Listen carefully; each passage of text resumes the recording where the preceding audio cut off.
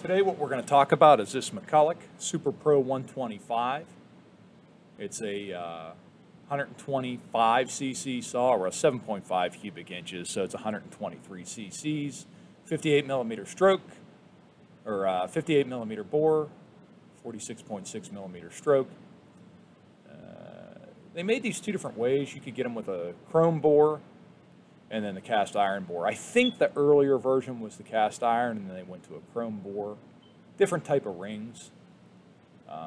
These were made in the 70s, like the early 70s. They're often considered the pinnacle of the McCulloch top tank large frame saw. Just a pretty neat saw overall. Still runs points ignition. And that's a Tillotson HS carburetor. I think they made them with the HS. And then also the Walbro SDC. I think the SDCs were fully adjustable. This Tillotson HS 124A is a fixed jet carb. We're going to take a little brief overview of the saw. Got the full wrap handle on it, manual, oil pump, and automatic. Choke lever there, and your throttle interlock there. Then your kill switch. All typical of McCulloch in the time frame. Then we're going to take off the air filter cover. Yep, cast magnesium. Has some of the instructions underneath. Flocked air filter. Pretty basic style of the time. Pretty normal. McCulloch Super Pro 125. And this is a reed valve engine too. It isn't a piston port design. So we'll take a little bit closer look, I think, at the carburetor here to get an idea of what's going on there. Like I said, this is the HS fixed jet. So you have a low speed fuel mixture screw, which is going to be that bottom one there. You can adjust that for good throttle response. And then this is your idle screw. There is no high adjustment screw. So wide open throttle, there's your impulse line and fuel line. Wide open throttle, you're only going to get about 8,000 RPM out of this saw. But when you dog it into wood, she'll clean up. It's designed to deliver enough fuel. I was talking with Mark Hyman about it. They're designed to deliver enough fuel for a heavy load. A lot of people were burning them up, running them too lean. Then this has the poppet style decompression valve in it, as opposed to the CP 125s or Cushion Pro 105, 125. They have the DSP valve. Like I said, this got points and condenser on it. We're not going to tear that all apart. Pretty good system overall, pretty reliable. Condenser's actually right underneath the starter cover, so if you have to change it. And then right what I'm pointing to there is the intake manifold boot that I replaced. You just take it's pretty easy to replace. You just take that top tank off and then you can get to it.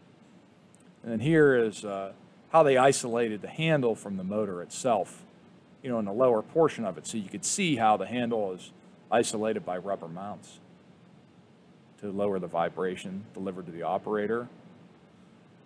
And then here's a boot, so you can, so it keeps the engine area sealed up and the fins all sealed up, and then if you got to get to your spark plug, you're just right there. All the horizontal cylinder saws have a whole different setup, you know. And then there's your muffler cover. A lot of times those are busted up. You see them busted up or missing. There you go, your chain tensioner. It's got a front tensioner, but it's in the cover, which is nice. It's better than trying to mount it on the inside. McCulloch was pretty good for this style here. It's got an outboard clutch on it. Here's a look at your oil tank and your Fallon spike. The oil tank also doubles as the crankcase stuffer. So it seals the lower section of the crankcase. There's your cap there. So your fill cap. That black bracket kind of acts as part of the isolation and mounts to keep the tank and the handle away from the motor itself to isolate some of the vibration. These were the early years of anti-vibration. They were just starting to figure it out. And with the horizontal style saws, it's just a different animal than the vertical stuff. in the same time frame, you can look at what Johns Red and Husqvarna were doing, and they had vertical cylinder saws, so it was different. This is your oil, your automatic oil adjustment.